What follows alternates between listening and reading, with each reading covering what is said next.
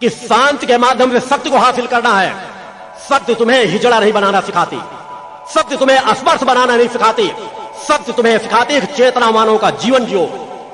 तुम मानव हो, मानवता के कर्म करने में अपनी क्षमताओं को लगाओ, अपनी शक्ति सामर्थ्य को लगाओ। अनीति अन्याय अधर्म से संघर्ष करना सीखो।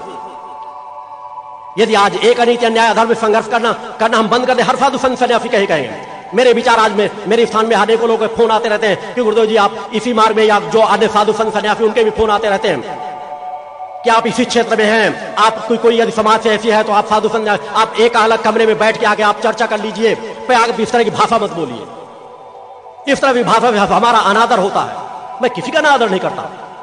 यदि वास्तव में आप साधु संत सन्यासी हो तो मैं सबका सम्मान करता हूं, क्योंकि हर एक पास सामर्थ्य है। मगर यदि सामर्थ्य है तो मेरे शब्द आपको बुरे लगेंगे नहीं।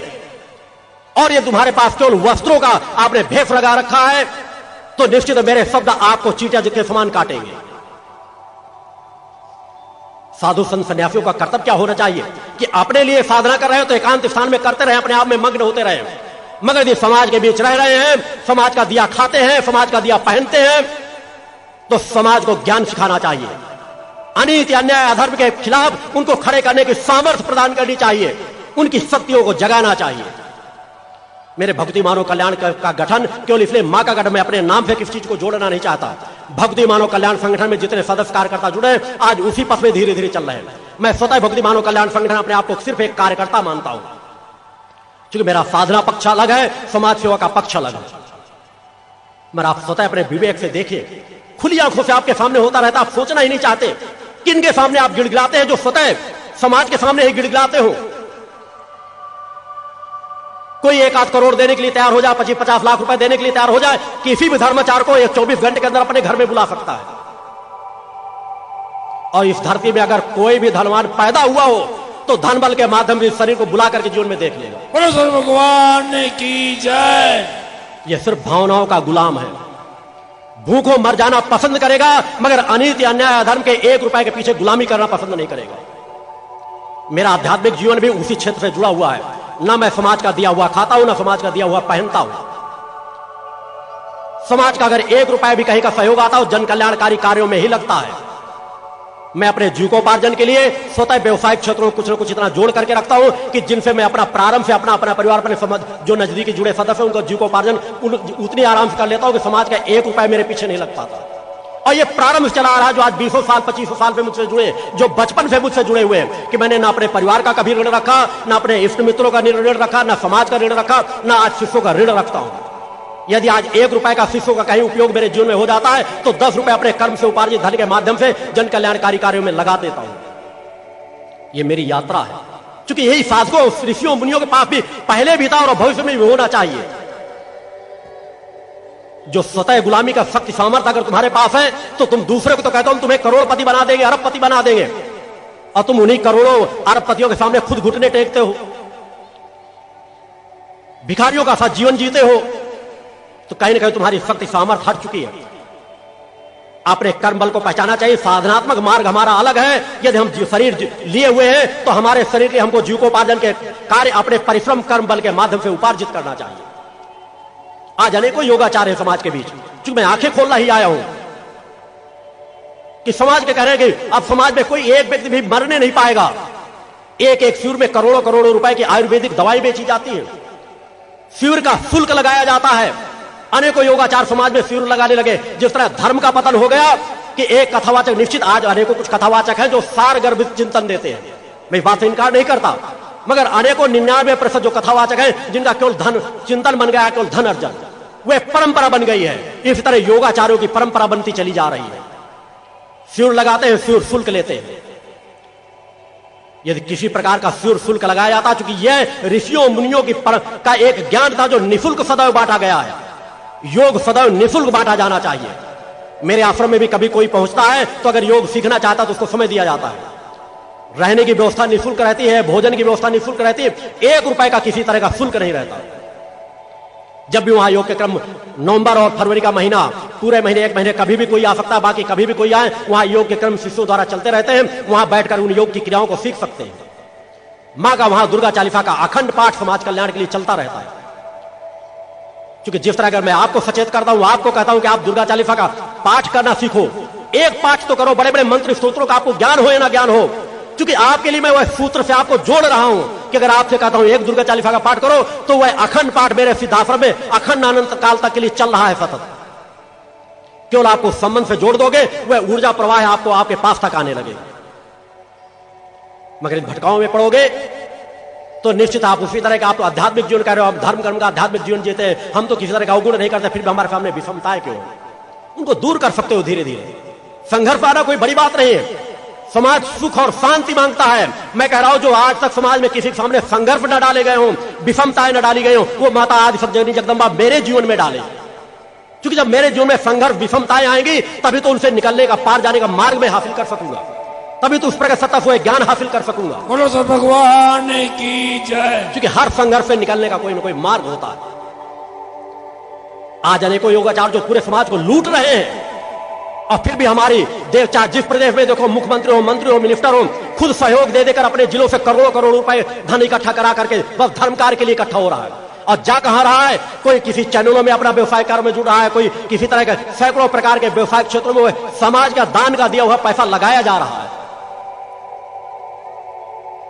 कहीं डॉक्टरों को गाली दी जा रही है, जो डॉक्टर इस धरती पर दूसरा भगवान कहा जाता है, उन्हें डॉक्टरों को गालियां दी जा रही है, कहीं वकीलों को गालियां दी जा रही है।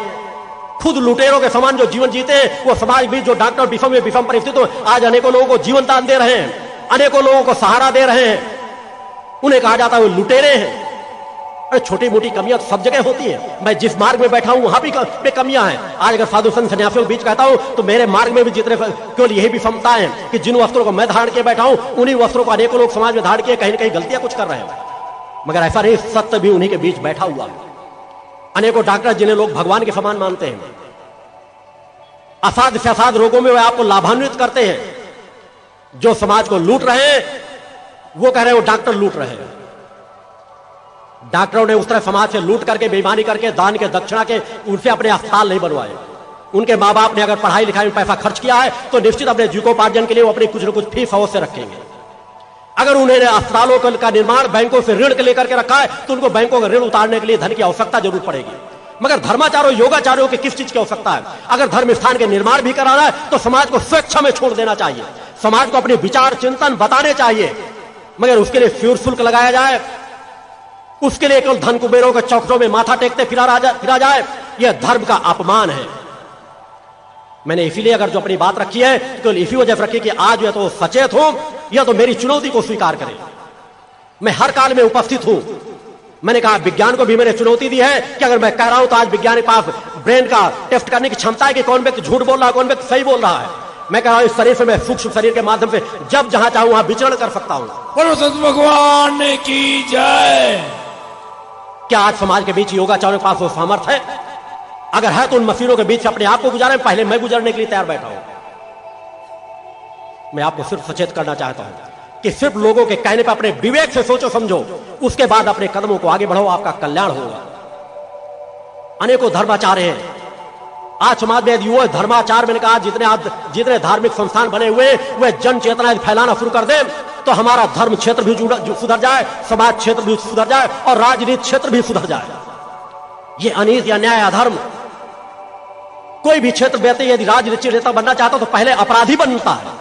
एक विचारधारा पनप गई है कि अगर मुझे राजनीति में जाना है तो पहले अपने लोफड़ बनना पड़ेगा, अपने क्षेत्रीय थाने में मुझे नाम दर्ज कराना पड़ेगा, 2-4 की हत्याएं करना पड़ेगा, 2-4 को मारना पीटना पड़ेगा, तभी अपने मोहल्ले का क्षेत्र का एक नेता बन सकता हूं। एक विचारधारा पनपती चली जा रही है जहां समाज सेवा की भावना होनी चाहिए कि मैं अगर थोड़ा भटका तो और सुधार करके अपने मोहल्ले की, अपने गांव की सेवा करूंगा कि लोगों से मेरा संबंध आत्मीयता से जुड़ सके।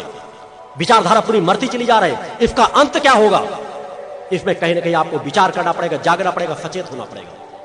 आज जगह जगह जो दुर्गा चालीसा के पाठों के अनुष्ठान कराए जा रहे हैं उन्हीं से जन चेतना समाज के बीच डाली जा रही है, आध्यात्मिक वातावरण समाज के बीच डाला जा रहा है, क्योंकि दोनों पक्षों में बराबर सक्रियता से कार्य कर रहा है। समाज में जहां संगठन के कार्यकर्ता निःशुल्क भाव से जाकर समाज में जन जागरण करते हैं, लोगों को आध्यात्मिक ज्ञान देते हैं, वह ऊर्जा के से संबंधों को जोड़ते हैं, वही आपको सचेत करते हैं कि नफा मुक्त जीवन जियो, मांसाहार मुक्त जीवन जियो। अनीति, अन्याय, अधर्म के विरुद्ध धीरे धीरे आवाज उठाना शुरू करो। धीरे धीरे वह आवाज अपने आप में सामर्थ्यवान होगी। धीरे धीरे वह आवाज समाज में परिवर्तन डालती चली जाएगी कि कोई राजनेता यदि आपके क्षेत्र से चुनाव लड़ना चाहता होगा तो आपके साथ एक सेवक की तरह बर्ताव करेगा। उन समाज में जो आज की परिस्थितियां हैं उनसे अपने आप को सचेत करो। जब आपसे संबंध स्थापित करने आते हैं, वोट मांगने आते हैं, तब का आपका संबंध देखो कि कितना प्रेम भाव का संबंध नजर आएगा। कि हो सकता है आपका जूठा पानी भी पी ले, आपके घर में खाना भी खा ले, मगर किसी चुनाव जीत जाने के बाद, मंत्री मिनिस्टर प्रधानमंत्री बन जाने के बाद वह किस तरह का बर्ताव समाज के साथ करते हैं। हम किसी भी पद पर बैठे, हमको सबसे पहले अपने कर्म पर सचेत होना चाहिए। क्योंकि आज कोई मंत्री बना, मिनिस्टर बना तो उसके कर्म संस्कारों में जुड़ा हुआ है, उसके योग होंगे उस पद तक पहुंचा, मगर पद की मर्यादाएं क्या होती हैं, पद के कर्म क्या होते हैं, उसके लिए हम आप सभी को सचेत होना पड़ेगा। कि हम समाज सेवा के क्षेत्र में हो, राजनीतिक क्षेत्र में, जिस क्षेत्र में हो, उस क्षेत्र में अपने आप को सुधारें। और सुधारने का सिर्फ एक रास्ता है कि आत्मा का शोधन करें, अवगुणों से अपने आप को अलग हटाएं। नहीं, अनीति, अन्याय, अधर्म से कमाया हुआ धन केवल विनाश और पतन के मार्ग में ही आपको ले जाएगा, आपके परिवार को ले जाएगा, आपके समाज को ले जाएगा। आप धन इकट्ठा कर रहे हैं अनीति, अन्याय, अधर्म से, आप नहीं गलत करोगे तो आपके बच्चे गलत करेंगे। समाज में अनेकों ऐसी घटनाएं होती हैं, उनको देखने समझने की जरूरत है। यह देश सोने की चिड़िया थी, आज भी सोने की चिड़िया है। यदि हम केवल सचेत हो जाएं, जो एक दूसरे के केवल सहयोगी बन जाएं, अपने पास उतना ही अर्जित करें, अपने आप पास उतना ही संचित करें जितना हमारे जीवन के लिए आवश्यक है, उससे अधिक नहीं।